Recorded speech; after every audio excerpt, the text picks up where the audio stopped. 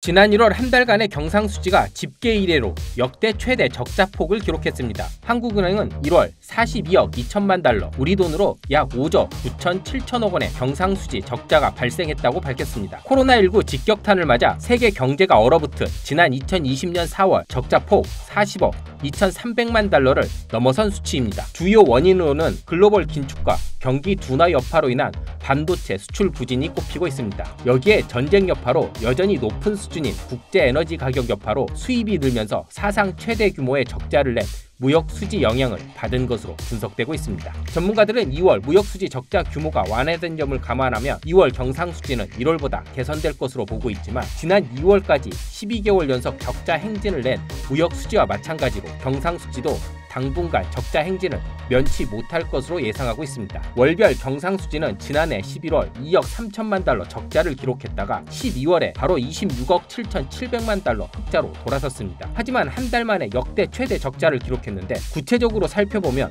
경상수지 중 가장 핵심인 상품수지는 무려 74억 6천만 달러 적자를 냈습니다. 1년 전보다 90억 달러 적자가 늘었는데 반도체가 43.4%, 철강이 24% 수출이 준 것이 결정적이었습니다. 서비스 수지 적자폭도 32억 7천만 달러로 1년 전보다 24억 4천만 달러 확대됐습니다. 전문가들은 무역 수지 적자가 지속될 가능성이 커 경상수지 역시 연간 적자를 낼 가능성이 큰 것으로 보고 있습니다. 특히 미국의 금리 인상 속도가 더 빨라져 글로벌 불황이 더 심해져 수출이 늘 가능성이 줄어들고 있고 한미 간 금리 차가 더욱 벌어지면 원화 가치가 더 떨어져 자본 이탈도 가속화될 수 있습니다. 여기에 서비스 수지 부문 역시 마땅히 반등할 만한 이유가 없어 경상수지 적자가 지속될 수 있기 때문입니다. 당장 문제는 오는 23일 미국이 빅스텝을 단행할 경우 지난 2월 금리를 동결한 한국은행이 금리를 인상하기 위해선 4월 13일까지 기다려야 해 당장 한 달가량 한미 간 역대 최대 벌어진 금리 차이로 인한